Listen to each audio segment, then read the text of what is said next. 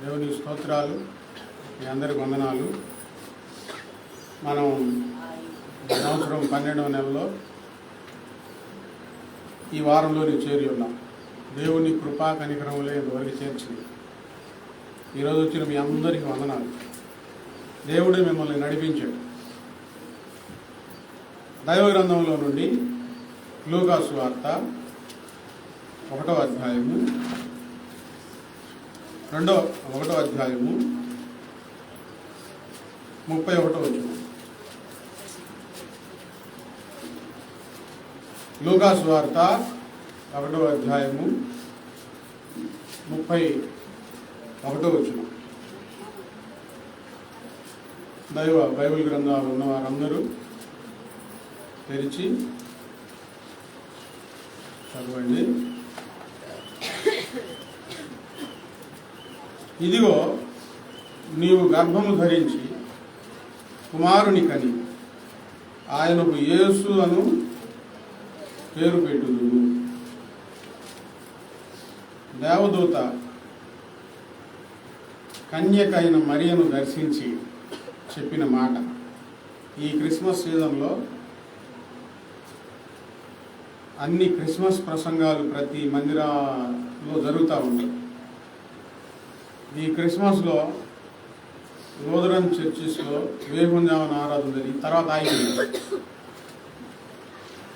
వేగుంజామనే యేసుక్రీస్తు వారి జననమును గురించిన ప్రవచనాలు, ఆ సందర్భాలన్నీ ధ్యానం చేసుకుంటూ ఉంటారు.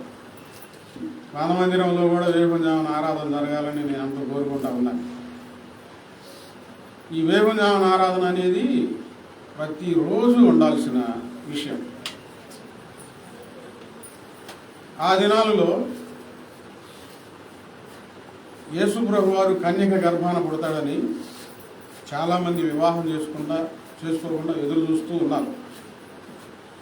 యేసు ప్రభు వారు జన్మము గురించి బైబిల్ గ్రంథంలో ఆయన పుట్టక మునుపే దాదాపు చాలా ప్రవచనాలు ఉన్నాయి. చాలామంది భక్తులు చెప్పారు ఆయన ఈ భూమి మీద జన్మిస్తాడని. అందులో ప్రధానమైన ప్రవచనం ఇదిగో కన్యక గర్భము ధరించి కుమారుని కనును. చాలా ప్రాముఖ్యమైన విషయం. ఆ సమయం వచ్చినప్పుడు మరియా తన గదిలో ఒంటరిగా ఉన్నప్పుడు, ప్రార్థన చేసుకుంటూ ఉన్నప్పుడు దేవదూత వచ్చి పలకరించి, దయాప్రాప్తురాలా నీకు శుభము అని చెప్తారు. శుభవచనం, నీవు మంచి మాట అన్నప్పుడు మంచి మాట వినాలని ఆతృత మొదలవుతుంది. ఎవరికైనా సరే వస్తుందా? ఆశ మొదలవుతుంది. అలాగే మరియ కూడా ఎదురు చూస్తూ ఉంటే వెంటనే నీవు గర్భము ధరించి దేవుని వల్ల, మరియా భయపడకము, దేవుని వల్ల నీవు కృప పొందితివి. ఇదిగో నీవు గర్భము ధరించి కుమారుని కని ఆయనకు యేసు అను పేరు పెడతావు. వివాహం నిశ్చయమైందిలే కానీ వివాహం అవ్వల. అప్పుడు మరియకు భయం వేసి, నేను పురుషుని ఎరుగని దానినే ఎలా జరుగుతుందనంటే పరిశుద్ధాత్మ నిన్ను కమ్ముకును, దేవుని శక్తి నిన్ను ఆవరించి నీవు గర్భము ధరిస్తావు. ఈ సంగతులతో ఈ నెలంతా వర్తమానాలు ఉంటాయి. ఇందులో ఈరోజు ఒక ప్రత్యేకమైన వర్తమానం ఏంటంటే, నీవు కుమారుని కని గర్భము ధరించి కుమారుని కని ఆయనకు యేసు అను పేరు పెడతావు. దేవదూత తెచ్చిన వర్తమానం ఏంటంటే, కన్యక మరియకు నీవు కుమారునిగా అంటావు, యేసు అను పేరు పెడతావు, ఆయన గొప్పవాడై సర్వోన్నతుని కుమారుడు అనబడును. ఇంకా కొన్ని విషయాలు చెప్తారు. ఈరోజు వర్తమానం యేసు ప్రభు వారు వచ్చే వరకు మెస్సయ్య పుడతాడు అనే ప్రచారం ఉండేది. చెప్పండి, ఎవరు? మెస్సయ్య పుడతాడు అనే ప్రచారం బాగా ఉండేది. యేసు అనే పేరు ఎవరికి తెలియదు. యెహోవా నామమున దేవుని ఆరాధన జరుగుతూ ఉండేది. యెహోవాను ఆరాధిస్తూ ఉండేవారు. ఇప్పుడు దేవదూత ఓ క్రొత్త పేరు తీసుకొని వచ్చారు మరియ దగ్గరికి. ఆ పేరేంటి? యేసు. అంటే రక్షకుడు. దేవుడే నిర్ణయించి దేవదూతకు చెప్పి దేవదూత ద్వారా మరియ దగ్గరకు వర్తమానం తీసుకొచ్చారు. యేసు పేరేంటి? యేసు అంటే రక్షకుడు. మరి ఒక చోట ఆయన తన ప్రజల పాపముల నుండి ఆయనే రక్షించుకున్నాను కనుక ఆయనకు ఇమానుయేలు అని పేరు పెడతారు.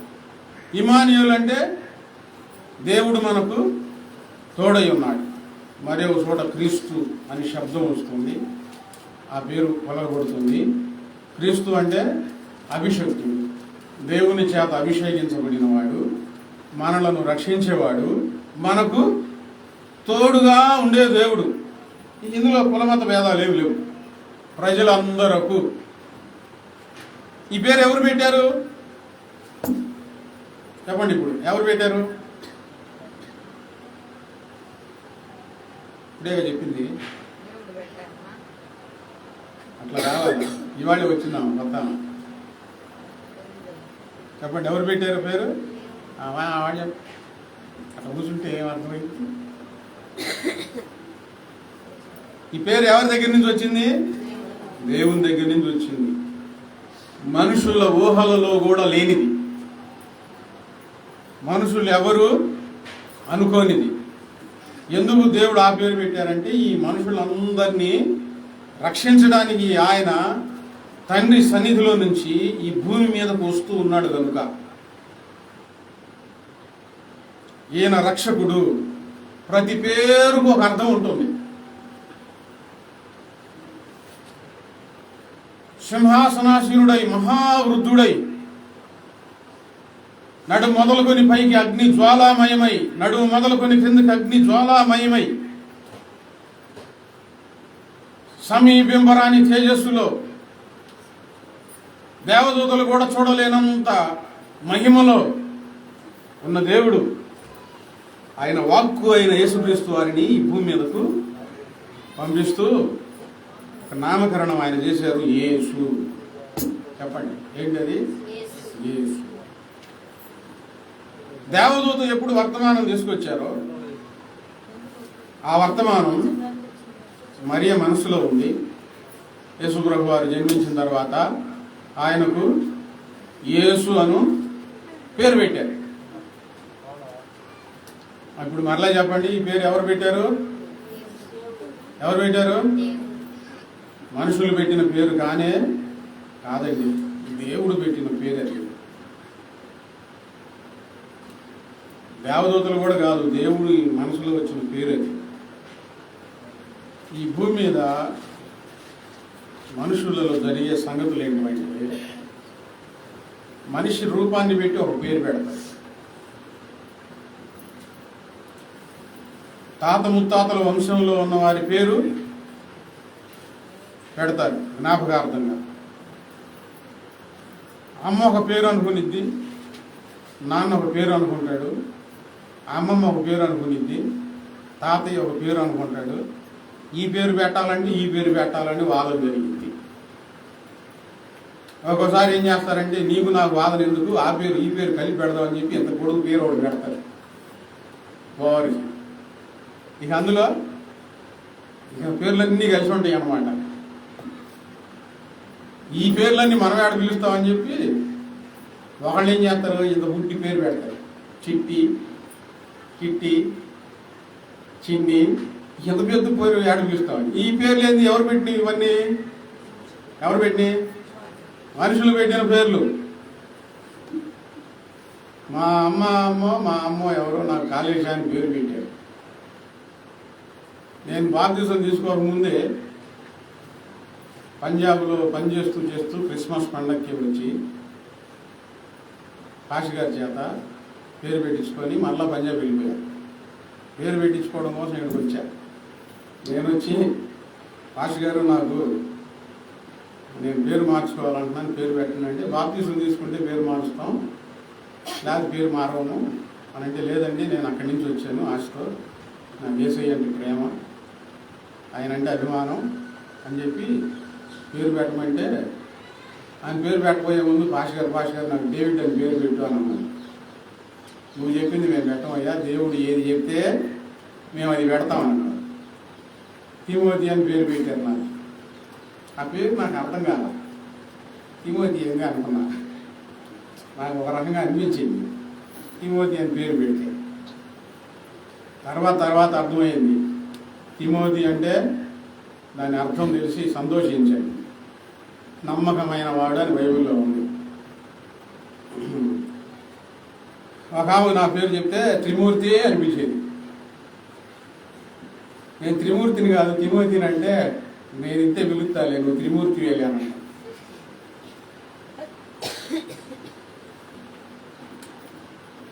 ఇట్లా మనుషుల కుటుంబాలలో ఈ సన్నివేశాలు జరుగుతూ ఉంటాయి. కానీ యేసయ్యకు ఎవరు పేరు పెట్టారు చెప్పాలా, మీ గుండెల్లో నిలబడిపోయింది. వర్తమానం ఎవరు తీసుకొచ్చారు? దేవదూత. ఎందుకు ఆ పేరు పెట్టారు? లోకమంతటిని రక్షించేవాడు ఆయన ఒక్కడే గనక రక్షకుడు. యేసు అంటే రక్షకుడు. ఇమానియేల్ అంటే దేవుడు మనకు తోడుగా ఉన్నాడు, ఆయన అభిషేకించబడిన వాడని. ఆయన పేరు యేసుక్రీస్తు, యేసయ్య అనే పేరు దేవుడే నిర్ణయించి పెట్టాడు, మనుషులు పెట్టిన పేర్లు కావు. ఇప్పుడు మీ ఇంట్లో మీకు తలకాయగా ఉన్నవాళ్ళు అంటే పెద్దగా ఉన్నవాళ్ళు పేరు పెట్టే ముందు మీ ఇళ్లలోకి వెళ్ళి అడుగుతారు కదా, ఏం పేరు పెడదామని పెద్దోళ్ళని తీసుకుంటారు కదా. ఆ పెద్దోళ్ళు పేరు పెడతారు. దాని తర్వాత రెండో తలకాయ, మూడో తలకాయ, నాలుగో తలకాయలు ఉంటారుగా, వాళ్ళు పేర్లు పెట్టుకుంటారు. ఇప్పుడు ఇంట్లో వాళ్ళందరూ కలిసి ఈ పేర్లు ఆ పెద్దవారు పెట్టిన పేరు పిలవకుండా ఈ చిన్నవాళ్ళు పెట్టిన పేర్లు పిలుస్తుంటే ఏమంటారు? మన ఇంట్లో పెద్దోళ్ళు ఏం పేరు పెట్టారు, ఆ పేరు పెట్టే పిలవాలి. ఏ పేరు పెడితే ఆ పేరు పిలవకూడదు అంటే గౌరవం ఎవరికి ఇస్తున్నారు? పెద్దవారి. దేవుడు నిర్ణయించిన ఈ పేరు యేసు అనే నామం చాలా విలువైనది. ఆ నామమునకు మనము విలువనివ్వాలి.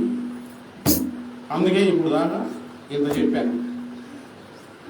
యేసయ్య నామమునకు మనం ఏమి ఇవ్వాలి చెప్పండి? ఏమి ఇవ్వాలి? విలువనివ్వాలండి. విలువ లేని నామం కాదు అది ఆయనది.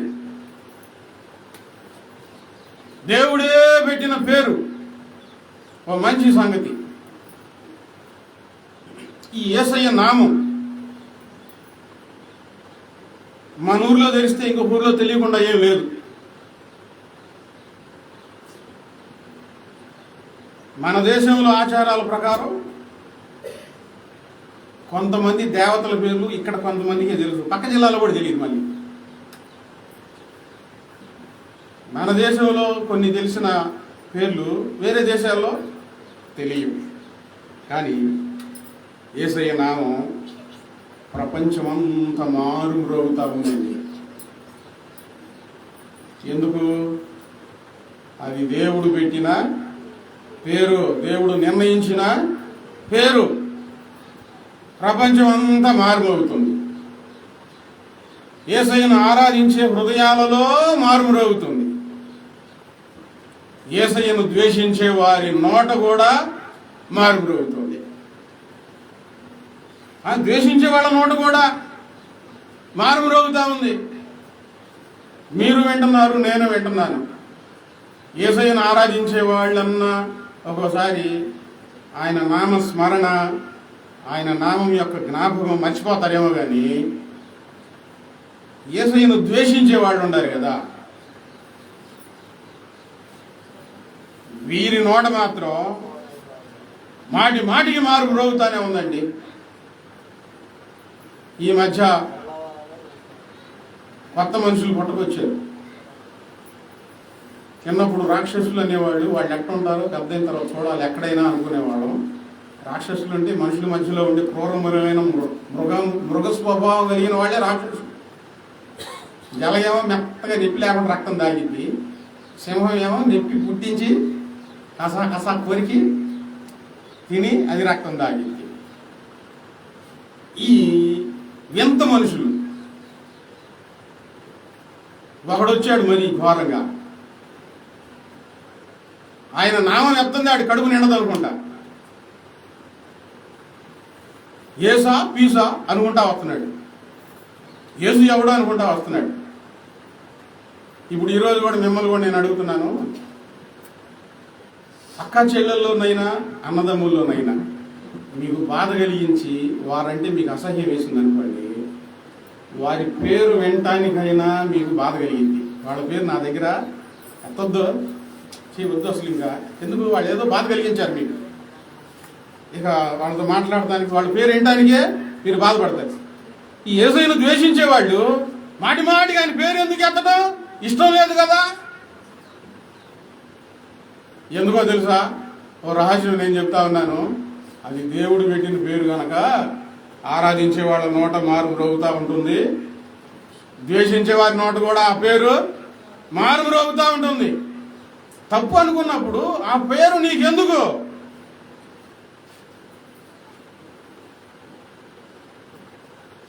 దాని జోలి నీకెందుకు? యేసయ్య నామం స్మరించకుండా అసలు ఈ భూమి మీద జీవమే లేదండి, జీవమే లేదు. నా మాటలు బాగా అర్థం చేసుకోండి. ప్రసంగాల్లో చాలా రకాలు ఉన్నాయి, సైకాలజికల్ ప్రసంగాలు ఉన్నాయి, అవి అప్పుడు కాసేపు ఇట్లా ఆకర్షించేస్తాయి. దైవ సంబంధమైన చరిత్రకు సంబంధమైన ప్రసంగాలు ఉంటాయి, అవి ఆశ్చర్యాన్ని కలిగిస్తూ ఉంటాయి. ఉపదేశాలు ఉంటాయి, పాప ఫలితం పుణ్య ఫలితం మాత్రమే వివరిస్తూ చెప్పే ప్రసంగాలు భయం కలిగిస్తూ ఉంటాయి. కొన్ని ప్రసంగాలు కొంతమందిని ఉత్తేజపరుస్తూ ఉంటాయి. నా వర్తమానాలు ఏంటంటే దైవత్వం గురించి, దేవుని గురించి పూర్తిగా తెలుసుకొని దేవునికి అంకితం అవ్వాలి. కొంతమంది కూర్చొని ఈరోజు వాక్యం బాగుంది, ఈరోజు వాక్యం బాగలేదు అనుకునేవాళ్ళు ఉంటారు, బాగుంది అనుకునేవాళ్ళు ఉంటారు, బాగలేదు అనుకునేవాళ్ళు ఉంటారు. నేను ఒక మాట అడుగుతున్నాను, వాక్యం బాగా ఉండాలి అనుకునే కోరుకునే నీవు నీ జీవితాన్ని దేవునికి ఎంత అంకితం చేశావు? ఎందుకు అడుగుతున్నాను? వాక్యం బాగా ఉండాలి, చెప్తే నువ్వు వినాలి. తర్వాత నీ జీవితం మాత్రం దేవునికి అంకితం చేయడానికి మాత్రం అస్సలు మనసు ఒప్పుకోకపోతే నీకు వాక్యం బాగా చెప్పి ఏం ఉపయోగం? అవునా కదండి? చెప్పండి, మీరు చెప్పండి. సంవత్సరాలు వాక్యం విని ఆ సినిమా పాటలు వదలకపోతే నీకు వాక్యం బాగా చెప్పాలా? సంవత్సరాలు నువ్వు వాక్యం బాగా చెప్పే వాక్యమే విని మనసులో కుళ్ళు బుద్ధి వదులుకోకపోతే, స్వప్నార్థాన్ని వదులుకోకపోతే నీకు వాక్యం బాగా చెప్పాలా? వాక్యం చెప్పే సమయంలో దేవుడు నాతో ఏ వాక్యంతో మాట్లాడతాడో ఆ వాక్యాన్ని పట్టుకొని తప్పులు సరిదిద్దుకొని మీరు అంకితం అవుతా ఉంటే వాళ్ళకి అన్ని వాక్యాలు అర్థమవుతాయండి. రైతులా అన్ని వాక్యాలు వాళ్ళకి అర్థమవుతాయి. కూర్చొని ఉన్నప్పుడు ప్రభువా ఒక్క మాట అయినా నాతో మాట్లాడయ్యా, నాకు సరిచేయని ఆశతో కూర్చుంటే దేవుడు ఖచ్చితంగా నీతో మాట్లాడతాడు.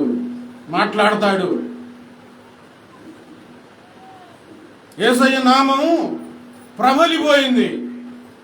ఏ మూలకి వెళ్ళినా, ఏ చోటకు వెళ్ళినా యేసు యేసు యేసు యేసు. ఎందుకు చెప్పండి? అది ఎవరు పెట్టిన పేరు?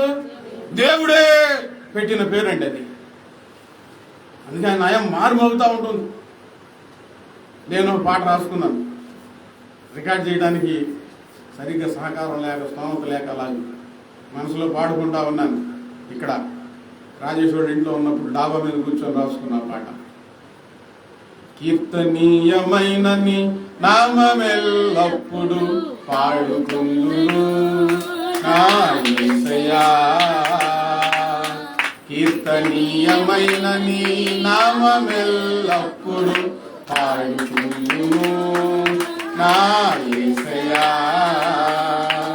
స్మరించుచు స్తుతించుచు కీర్తించుచు ఘనపరచుచు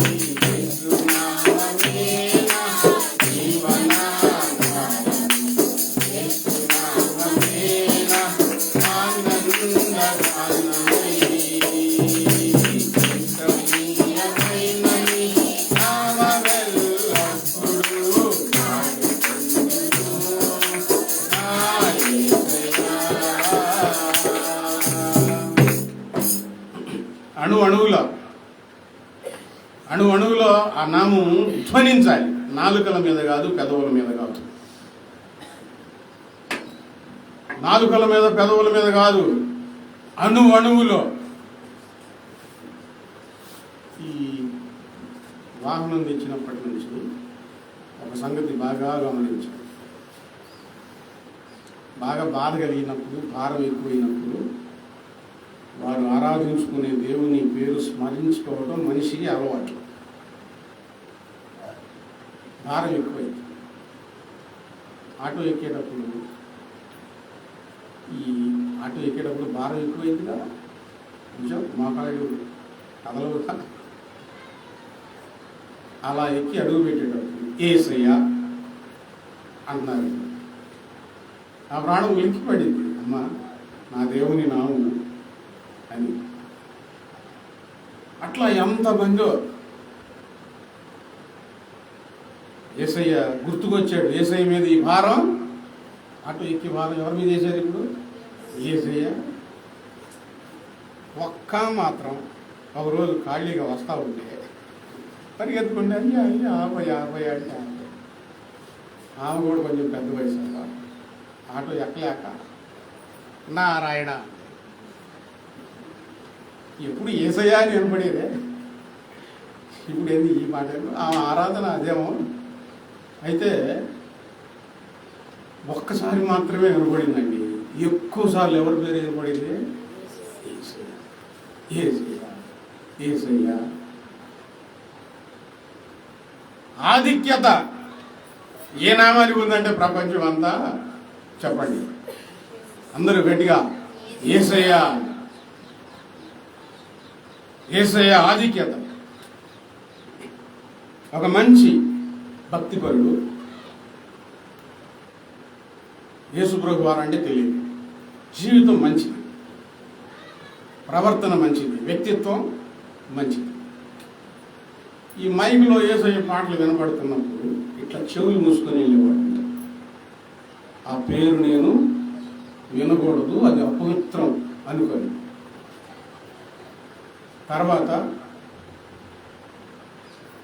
ఎవరో ముస్లింసే యేసుప్రభు వారి గురించి బాగా వివరించి ఆయన ప్రేమ ఇదయ్యా, ఆయన ఆరాధనీయుడు, ఆయన పూజనీయుడు అని చెప్తే యేసుప్రభు వారిని తెలుసుకున్న తర్వాత పూర్తిగా అయ్యయ్యో ఎంత పొరపాటు చేశాను, ఇంత పవిత్రమైన నామాన్ని వినటానికి నేను భయపడి చెవులు మూసుకున్నానే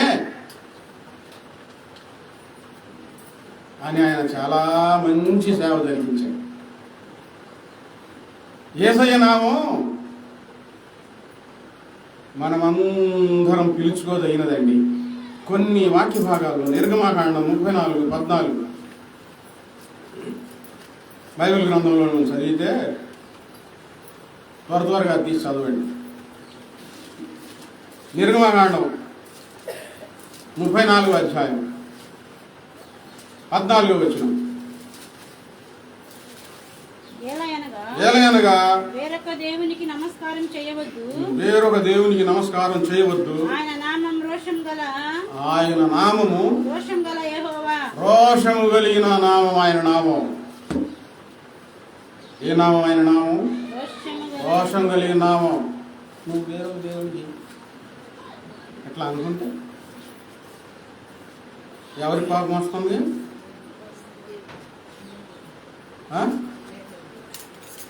ఒక ఆయన భక్తుడు తీర్మానం చేసుకున్నాడు కీర్తన గ్రంథంలో.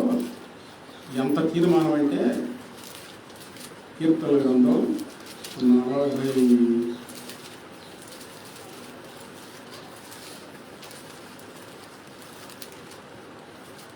4వ అధ్యాయం 20వ వచనం. కీర్తన గ్రంథం 44:20. మా దేవుని నామము మేము మరచి ఉన్న ఎడల అన్య దేవతల తట్టు. ఎప్పుడు మర్చిపోతే ఆ కీర్తన మొత్తం చదువుకుంటా వస్తే మా శత్రువుల చేతికి మమ్మల్ని నువ్వు అప్పచెప్పావు, నక్కలున్న చోట మమ్మల్ని నలగొట్టావు, మా తల ఎత్తుకోకుండా చేశావు, మమ్మల్ని దిక్కుమాలిన వారిగా చేసేసావు, అనాథలుగా చేసేసావు. ఇంత జరిగిన మా దేవుని నామం మేము మరచి ఉన్న ఎడల దేవుని దగ్గరకు వచ్చి అన్ని మేలు జరుగుతా ఉంది ఏసయ్యా అంటారు. ఏదైనా దేవుడు కావాలని కొంచెం శ్రమంలో నడిపించి పరీక్షించాలని ఇబ్బందులకు గురి చేస్తే ఏసై లేడు ఏమీ లేడు అనే మాట కొంతమంది. ఇక్కడ ఒక ఆయన ఏం తీర్మానం చేస్తున్నాడు తెలుసా? ఎంత శ్రమ అయినా ప్రభువా, ఎంత బాధ అయినా సరే ఆ కీర్తన అంతా చదువుకోండి, ఎంత నలగొట్టినాను నన్ను, నీ నామం మాత్రం నేను మర్చిపోను. మా దేవుని నామం మరిచిన ఎడల అన్య దేవతల తట్టు మా చేతులు సాగిన ఎడల ఏదో నువ్వు సాయం చేయట్లేదు, నువ్వు అన్న సాయం చేయి, నీ దగ్గరికన్నా వస్తాం అనుకునేవాళ్ళు ఉన్నారు. అలా చేస్తే హృదయ రహస్యములు ఎరిగిన దేవుడు అది తెలియదా? ఆ సంగతి ఎంత తీర్మానం కావాలి? దేవుని నామాన్ని మనం ఎన్నడు మర్చిపోకూడదు. ఆయన నామం రోషం కలిగిన నామం. కీర్తన గ్రంథం 111:9. కీర్తన గ్రంథం 111వ అధ్యాయం 9వ వచనం.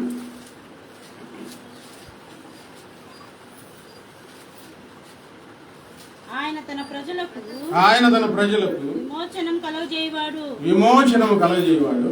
తన నిబంధన ఆయన నిత్యముగా ఉండ నిర్ణయించువాడు. ఆయన నామము పరిశుద్ధమైనది, పూజింపదగినది. ఏ నామం అండి? ఆయన నామం పరిశుద్ధమైన నామం అండి. భూమి మీద ఎవరికి ఎన్ని పేర్లున్నా, ఎంత పొడుగు పేర్లున్నా, రకరకాల అందరమైన సుందరమైన పేర్లున్నా, ముద్దు పేర్లున్నా, చెడ్డ పేర్లున్నా, యేసయ్య నామానికి సాటి రావు. ఆయన నామము పరిశుద్ధమైనది, పూజింపదగినది. దూరంగా ఉంచేది కాదు, ముట్టుకోకూడదు కాదు, ఈ బైబిల్ గ్రంథాలని అనుకునేది కాదు. పరిశుద్ధమైనది, పూజింపదగినది ఆయన నామం. చదవండి మరో చోట యెషయా గ్రంథం 12వ అధ్యాయం 4వ వచనంలో. యెషయా గ్రంథం 12వ అధ్యాయం 4వ వచనంలో. యెహోవాను స్తుతించండి, ఆయన నామమును ప్రకటించండి. జనములలో ఆయన క్రియలను ప్రచారం చేయండి. ఆయన ఆయన నామము ఘనమైనది. జ్ఞాపకంలోకి తెచ్చుకొనుడి. ఆ సంగతి జ్ఞాపకం చేసుకోండి. ఆయన నామము ఘనమైనది. ప్రపంచం అంతా మారుమోగిపోతా ఉంది.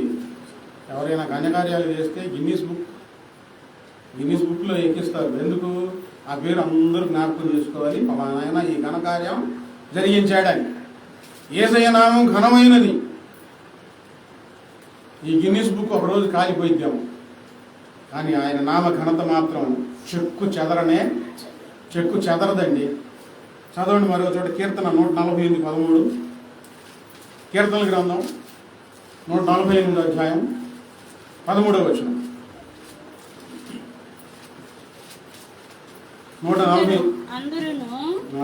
యెహోవా నామమును స్తుతించుదురుగాక. అందరూ యెహోవా నామము స్తుతించుదురుగాక. ఆయన నామం మహోన్నతమైన నామము. ఆయన నామము మహోన్నతమైన నామము. ఆయన నామము రోషం కలిగిన నామం. ఆయన నామము పరిశుద్ధమైనది, పూజింపదగినది. ఆయన నామము మహోన్నతమైనది. ఘనమైనదంటే ప్రపంచం అంతా మారుమోగిపోతా ఉంది. మహోన్నతమైనదంటే పత్రికల్లో వివరించారు, అన్ని నామముల కన్నా పైనామము. అందుకని ఆయన నామం మహోన్నతమైనది. అలెగ్జాండర్ ఉన్నాడు, ఇప్పటికీ ఆయన పేరు మారుమోగుతూ ఉంది. అలెగ్జాండర్ కంటే మహోన్నతమైన నామము యేసయ్య నామం.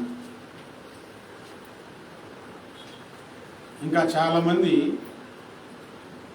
మహోన్నతమైన వ్యక్తులు ఉన్నారు. వాడు చేసిన మంచి పేరును బట్టి ఈ ప్రపంచం అంతా వారు ఒక మంచి పేరు ఇచ్చింది, బిరుదు. వీరందరికంటే మహోన్నతమైన నామం. ఆయన మహిమను దాటలేరండి, ఎవరు తాకలేరు, దాటలేరు.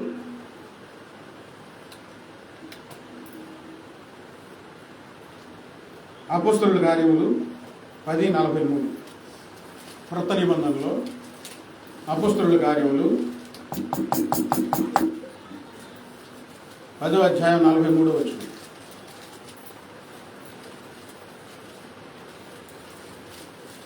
చదవండి. ఆయన యందు విశ్వాసముంచు వాడెవడో ఆయన నామము మూలముగా పాపక్షమాపణ పొందునని ప్రవక్తలందరూ ఆయన గురించి సాక్ష్యమిచ్చుచున్నారు. ప్రవక్తలు దేవునికి మనుషులకు మధ్యలో వర్తమానం అందించిన వారు ప్రవక్తలు, పరిశుద్ధులు. వారి జీవితాలను త్యాగం చేసుకొని దేవుని కొరకే బ్రతికిన వారు. ఆ ప్రవక్తలు చెప్పిన మాట ఏంటంటే, పాప క్షమాపణ అనేది ఆయన నామము మూలముగానే కలుగుతుంది. ఆయన నామము పాప క్షమాపణ ఆయన నామం మూలముగా ఏ ప్రజలకు కలుగుతుంది? ఎవరికి కలుగుతుంది పాప క్షమాపణ? ప్రజలందరికీ. ఆయన నామందు ఎవరు విశ్వాసం ఉంచారో వారికి కలిగే భాగ్యం ఏంటంటే పాప క్షమాపణ. చెప్పండి, బాగా గుర్తుపెట్టుకోండి ఈ మాటలు. కులం పాప క్షమాపణ చేయలేదు. మిమ్మల్ని బాగా ప్రేమించే బంధువులు మీ పాపాలు క్షమించలేదు. గిన్నిస్ వరల్డ్ బుక్ రికార్డులో ఎక్కిన పేర్లన్నీ వాళ్ళు వచ్చి మీ పాపాలు క్షమించలేదు. ఆయన రక్షకుడు. పాపాల నుండి రక్షించేది ఆయన ఒక్కడు మాత్రమే. ఈ భూమి మీద రోగాల నుంచి బయటపడవచ్చు, ప్రాణం పోయే చివరి క్షణాల్లో కొంతమంది డాక్టర్లు వారు ప్రయత్నాలు చేసి ఆ ప్రాణం నిలవచ్చు. అట్లా ఏదో ఒకటి వాళ్ళు చనిపోవాలి. జీవిత కారాగార శిక్ష విధిస్తే ఇక జైల్లోనే మగ్గిపోవాలి. కానీ అక్కడి నుంచి, జైల్లో నుంచి విడిపించగలిగే స్తోమత ఉండొచ్చు. కొన్ని నెలల క్రితం నేను చదివిన సందర్భం, సౌదీలో మన ఆంధ్ర వ్యక్తి ఎవరో తప్పు చేస్తే ఉరి శిక్ష పడింది సౌదీలో. ఇక్కడ ఈ ఊళ్ళో ఉండి తిరిగి అతన్ని తీసుకున్న శిక్ష నుంచి తప్పించి తీసుకోవాలని చాలా కష్టపడాలి. అదే వేరే దేశంలో శిక్ష పడింది, ఇప్పుడు ఆ మనిషిని తీసుకోవాలంటే ఏం చేయాలి? ఈ మంత్రుల చుట్టూ ఎమ్మెల్యేల చుట్టూ తిరిగి తిరిగి తిరిగి సాలిపోయింది. వాళ్ళు ఫోన్లు చేసి రికమెండ్ చేయాలా, క్షమించమని కోరుకోవాలి, లెటర్లు పెట్టుకోవాలి, చాలా తతంగా ఉండేది. చేతులు ఎత్తేసుకోండి. ఆ దేశంలోనే ఒక పెద్ద ఆయనకి మనసు కలిగి చాలా పెద్ద మొత్తంలో దాదాపు ₹1,00,00,000 పైన ఏమో ఆయన స్వయంగా చెల్లించి తను క్షమించండి అని చెప్పి ఆ సౌదీ నుంచి ఆయన విడిపించి మన ఇండియాకి పంపించిన సందర్భం. ఎక్కడి నుంచి తప్పించుకున్నాడు? సౌదీలో జైల్లో నుంచి, మరణశిక్ష నుంచి తప్పించుకున్నాడు. ఆయన ఆ పని చేయగలిగాడు. పెద్ద మనుషుల్ని డబ్బులు ఖర్చు పెట్టి, ఇప్పుడు చాలామంది దాతలు 80 లక్షలు అవుతాయి, 20 లక్షలు అవుతాయి, 30 లక్షలు అవుతాయి ఆసుపత్రిలో అంటే దాతలు ముందుకు వచ్చి సహాయం చేసి ఆ రోగం నుంచి విడిపించగలుగుతున్నారు. కానీ పాపం నుంచి వాళ్ళు విడిపించలేరు. పాపాల నుంచి విడిపించే నామం ఒక్కటే. ఏ నామం అది? యేసయ్య నామం. తన్నెందరూ అంగీకరించుదురో వారందరూ దేవుని పిల్లలు అగునట్లుగా ఆయన అనుగ్రహించును. ఆయన నామముందు విశ్వాసం ఉంచు వారందరూ ఎవరైనా. ఇప్పుడు ఆయన నామముందు విశ్వాసం ఉంచాలంటే యేసయ్య అని పేరు అర్థంగానే కొంతమంది భయపడిపోతా ఉంటే, అమ్మో మన మూలం కాదు, మన మతం కాదు అనుకుంటే నీ పాపాలు ఎవరు క్షమిస్తారు? పాపం లేదా? పెద్దోళ్ళు పెద్ద కొలపోళ్ళు పెద్ద పాపాలు చేస్తారా? చిన్న కొలపోళ్ళు చిన్న పాపాలు చేస్తారా? ఉందా ఇరుగులు ఏమన్నా? చిన్న కొలపోళ్ళైనా పెద్ద పాపాలైనా పాపం చేయాలని మనసులో పురుగు పుట్టినప్పుడు వారు ఎటువంటి పాపాలు చేస్తారో ఏం చేస్తారో తెలియదండి. పాపాలు క్షమించబడకపోతే పరలోక రాజ్యం లేనే లేదు. యేసుక్రీస్తు వారు పాపాలు క్షమించడానికి యేసయ్య నామాన్ని ధరించి ఈ లోకానికి ఆయన వచ్చారు. పాపాలు క్షమించడానికి ఆయన దగ్గరికి వచ్చి మనం పాప క్షమాపణ పొందాలి. పాపాలు క్షమించే నామం ఒక్కటే. చెప్పండి, ఎవరది?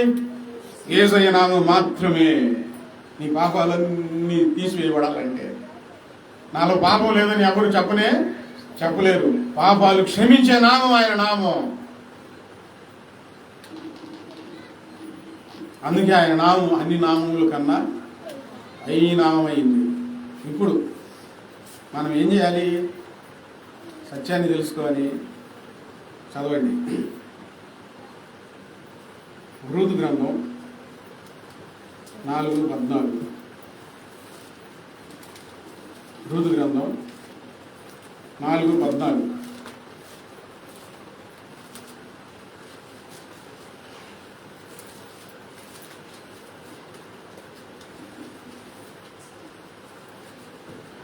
ఈ దినమున నీకు బంధువుడు లేకుండా చేయని యెహోవా స్తుతి నొందును గాక. ఆయన నామం ఇశ్రాయేలీయులలో ప్రకటింపబడును గాక. ఇప్పుడు ఆయన నామాన్ని మనం ఏం చేయాలంటే ఆయన నామం ముందు విశ్వాసం ఉంచాలండి. అనుమానపడకూడదు, చిన్న చూపు చూడకూడదు, కించపరచకూడదు. ఆయన నామం విశ్వాసం ఉంచాలి. కులం కాదు ముఖ్యం, సమాజం కాదు ముఖ్యం, నీ పాపాలు క్షమించబడటం ముఖ్యం. పాప క్షమాపణ పొందుకుంటే ఎంత ఆనందమో పొందుకున్న వారికి అర్థమవుతుంది. నీ పాపాలు క్షమించబడాలంటే ఆయన నామం విశ్వాసం ఉంచాలి. ఆయన నామం ఎవరు పెట్టారు? దేవుడు పెట్టిన పేరు అది. ఆయన మన కొరకు ఈ భూమి మీదకి వచ్చిన నామం ఆయన నామం. విశ్వాసం ఉంచాలి, ఆయన నామాన్ని ప్రకటించాలి. నోటి మూసుకొని ఉండకూడదు. చెప్పండి, ఏం చేయాలి? ఆయన నామాన్ని ప్రకటించండి. ఇశ్రాయేలీయులలో ఆయన నామం ప్రకటించబడును గాక. యెషయా గ్రంథంలో మనం ఇందా చదువుకున్న సందర్భంలో 12:4 కూడా ఆయన నామాన్ని మీరు ప్రకటించండి. మొన్న ఒక ఆమె కొంచెం పెద్ద వయసు ఆమె, ఒక అమ్మాయికి వాళ్ళ అబ్బాయి బాగా లేకపోతే చెప్తా ఉంది, అమ్మ ఆయన భూమి ఆకాశాలు చేసిన దేవుడమ్మా, మనందరినీ పుట్టించిన దేవుడమ్మా, ఆయన ఆశ్రయించు, ప్రార్థన చేసుకో, నీ బిడ్డ బాగవుతాడు అని చెప్తుంది. ఎవరు చెప్పారు అలా చెప్పమని? ఆ మనసులో ఆయన నామం యొక్క రుచి తెలిసి, ఆయన నామం యొక్క గొప్పతనం తెలుసుకొని, ఆయన మహిమను, ఆయన బలమును తెలుసుకొని మౌనంగా ఉండట్లా. ఎవరు చెప్పమల్లా. దేవుని నామం ప్రకటిస్తూ ఉంటే దోషంలు వస్తాయి, నిందలు వస్తాయి, కానీ ప్రకటించగా మానకూడదు. చెప్పాలి. ఆయన నామం ప్రకటిస్తూ ఉంటే కొంతమంది జీవితాలు బాగుపడతాయి, వెలుగు కలుగుతుంది వారికి. నా ఎందుకులే ఎవరు ప్రకటించరంటే జీవితం సరిలేని వాళ్ళు దేవుని నామాన్ని ప్రకటించరు. ముందు నీ సంగతి చూసుకో అంటారు. అందుకని భయం. చెప్పాలంటే దేవుని గురించి చెప్పాలంటే అది భయం. హృదయంలో పరిశుద్ధత లేని వాళ్ళు దేవుని నామం గురించి చెప్పాలంటే భయం. దేవుని నామాన్ని ప్రకటించాలి. ఆ గొప్ప నామాన్ని, మహోన్నతమైన నామం, ఘనమైన నామం, పరిశుద్ధమైన నామం, పూజింపదగిన నామాన్ని నువ్వు ప్రకటించాలి. 3వ యోహాను పత్రిక 1వ అధ్యాయం 7వ వచనం. యోహాను రాసిన 3వ పత్రిక 1వ అధ్యాయం 7వ వచనం.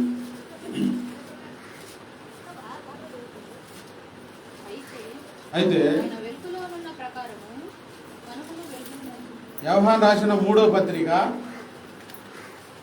1వ అధ్యాయం 7వ వచనం. వారు నీ ప్రేమను గురించి సంఘం ఎదుట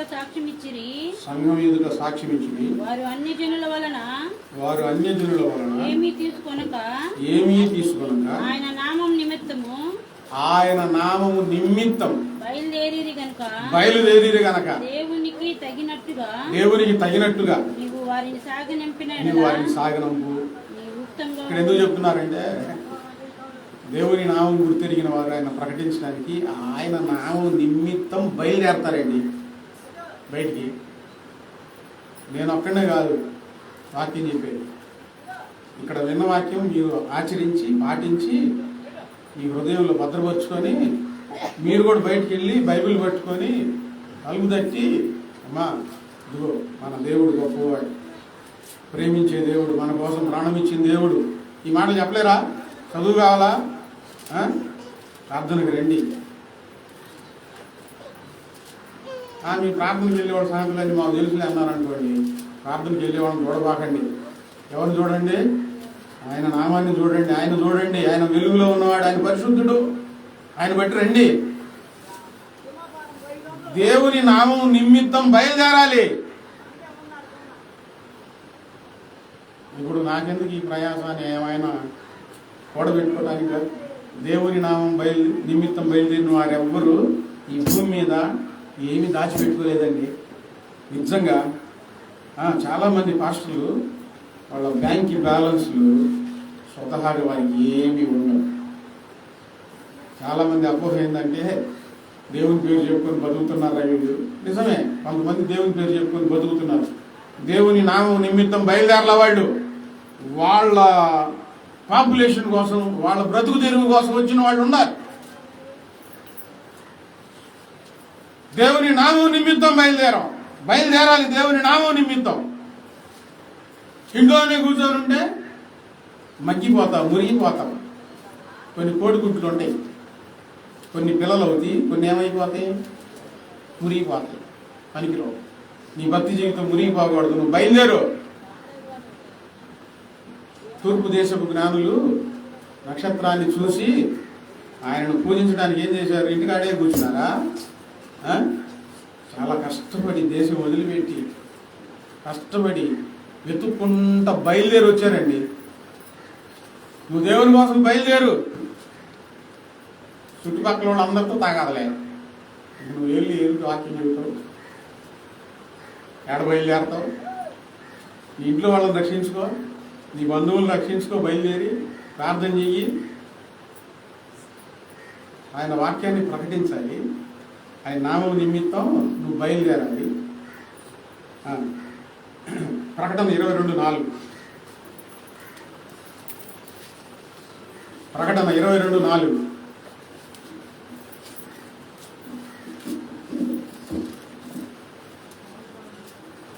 ఆయన దాసులు ఆయనను సేవించుచు ఆయన ముఖ దర్శనం చేయుచుందురు ఆయన నామం వారి నొసళ్ళ యందుండును.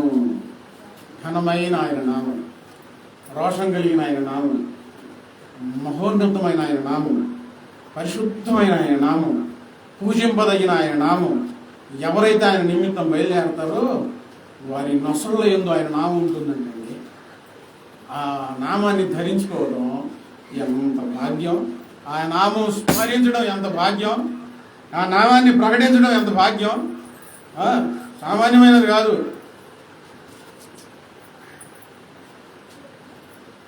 సినిమా యాక్టర్ల పేర్లు పెట్టుకుంటారు ఆశపడి. వారి జీవితం లోపలికి వెళ్ళి చూస్తే చాలా దౌర్బల్యం ఉంటుంది. అనుకోవాల్సి వచ్చింది. రాజకీయ నాయకుల అభిమానంతో వారి పేర్లతో ఇల్లు నిండుండింది. కానీ వాడు మిమ్మల్ని ఆదరించలే. ఎప్పుడో వాళ్ళకి గుర్తుకొచ్చినప్పుడు, వాళ్ళకి అవసరం వచ్చినప్పుడు, నా తమ్ముడా, మా అక్క, మా చెల్లెలు అనుకుంటా వస్తారు. వాళ్ళ నామాన్ని స్మరిస్తూ ఉంటారు. కానీ యేసయ్య నామం పరిశుద్ధమైనది, పూజింపదగినది, మహోన్నతమైనది, రోషం కలిగిన నామము, అన్ని నామముల కంటే పై నామము. ఈ నామం ఎవరి నొసళ్ళ యందు ఉండాలి? మన నొసటి యందు ఉండాలండి. ఆయన నామస్మరణతో హృదయం మారుమోగిపోతా ఉండాలి. నా అణువణువు పలికే యేసునామమే నా హృదయాలయానాది మారు మ్రోగుచుండెనే. నా అణువణువు పలికే యేసునామమే నా హృదయాలయానాది మారు మ్రోగుచుండెనే. యేసునామమే నా జీవనాధారము, యేసునామమే నా ఆనందగానమే. ఆయన నామమే, యేసయ్య నామమే హృదయంలో మారు మ్రోగుతా ఉండాలి. మన భక్తి జీవితంలో ఆ మాటలు ఈ మాటలు కాదు, చెడ్డ మాటలు కాదు, పిచ్చి పిచ్చి ఆ మాటలు కాదు. యేసయ్య నామము అనుక్షణం మన హృదయ ఆలయంలో మారు మ్రోగుతా ఉండాలా. ఎవరికి ఇది సాధ్యమవుతుంది? పాప జీవితాన్ని విడిచిపెట్టి బాగా వాక్యం చదువుకొని ఆయన నామం యొక్క విలువ తెలుసుకున్న వారి జీవితాల్లో ప్రతి క్షణం స్మరించకుండా, మాట్లాడకుండా, ప్రకటించకుండా ఉండలేరండి. ఉండలేరు అసలు. రోమీయులకు రాసిన పత్రిక 2:24 చివరిగా, రోమా పత్రిక 2:24.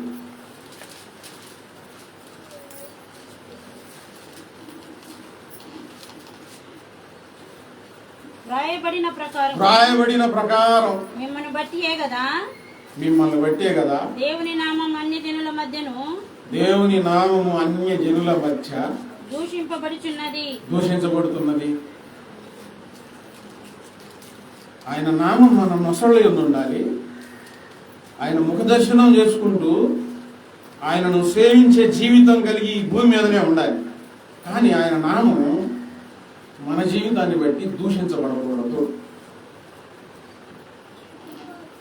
మిమ్మల్ని బట్టియే కదా అన్యజనులలో దేవుని నామము దూషించబడుతుంది. ప్రార్థనకి వెళ్ళింది కానమ్మా, మామూలు కాదు. ఈ అనేవాళ్ళు కూడా తప్పు ఇల్లు చేస్తే వీళ్ళ అనాలే కానీ దేవుణ్ణి అంటారు. దేవుణ్ణి అంటున్నారు ఏంటి?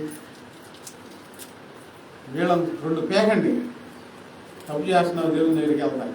దేవుడికి పరిశుద్ధుడు కదా, నువ్వు పరిశుద్ధంగా ఉండాలని తప్పు లేదు. గద్దించండి, చివాట్లు పెట్టండి. ఇవాళ ఇంటికి వెళ్ళి ఏదో చిన్న తప్పు కనబడితే లేనిపోయి చివాట్లు పెట్టి పాస్గా చెప్పి చివాట్లు పెట్టమని మళ్ళీ నామే చెప్తామని. అసలు సందర్భాన్ని బట్టి, అవసరాన్ని బట్టి మీరు చివాట్లు పెట్టారనుకోండి, జుట్లు పెట్టుకొని కొట్టుకోవాల్సి వచ్చింది. పాస్ గారు చెప్పాడు, పాస్ గారు చేస్తా అని వచ్చింది. సమయోచితమైన జ్ఞానం ఉపయోగించి గద్దించాలి.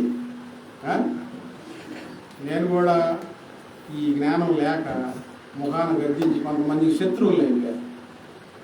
అట్లా చేయకూడదు. నన్ను జాగ్రత్తగా ఉండాలి. మన జీవితం దేవుని నామాన్ని మహిమ తీసుకొని రావాలి. మన జీవితాన్ని బట్టి అన్ని జనుల్లో దేవుని నామము దూషించబడకూడదు. అంటే ఇప్పుడు ఎంత జాగ్రత్తగా ఉండాలండి, ఎంత జాగ్రత్తగా ఉండాలి మనం. పొరపాట్లో, కోపంలో, ఆవేశంలో మనసు నిలుపుకోలేక చేసిన పొరపాట్లన్నిటిని బట్టి ఎవరి నామం దూషించబడుతుంది?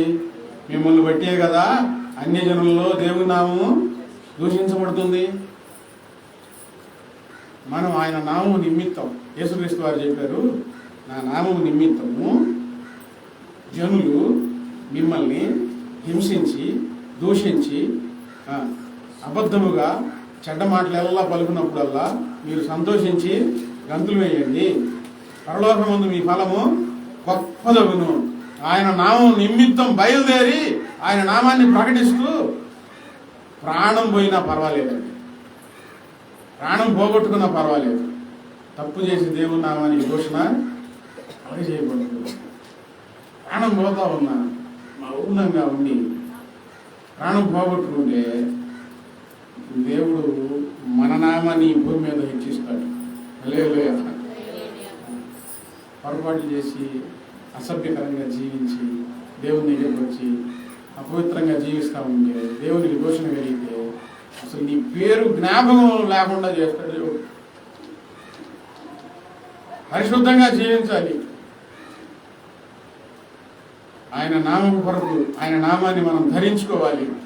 ఆయన నామాన్ని మనం భుజాల మీద ఎత్తుకొని ఆయన నామాన్ని ప్రకటించాలి.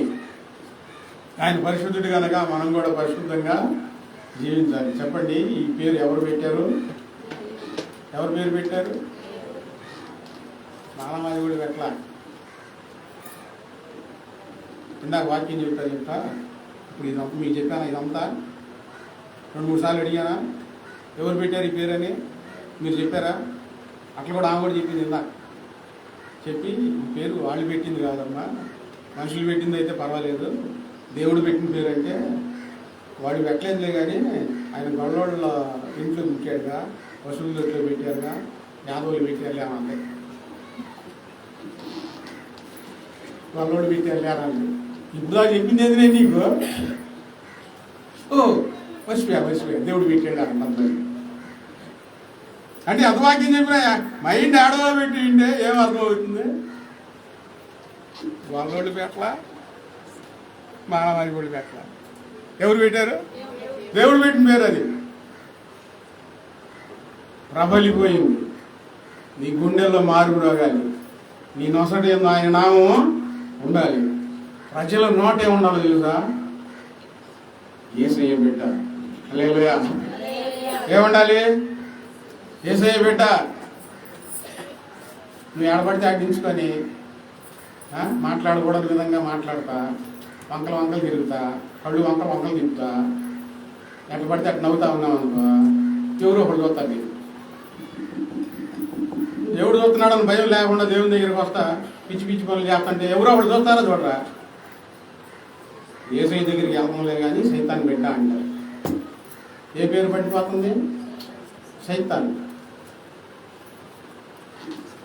దేవుని పిల్లలంగా ఆయన నామాన్ని భుజాల మీద ఎత్తుకొని గుండెల్లో నింపుకొని బ్రతకటమే క్రిస్మస్. దేవునికి సంతోషకరమైన క్రిస్మస్. ఆయన నామానికి అవమానకరంగా జీవించేది క్రిస్మస్. కానీ మోకరించుకొని ప్రార్థన చేసుకుంటాం.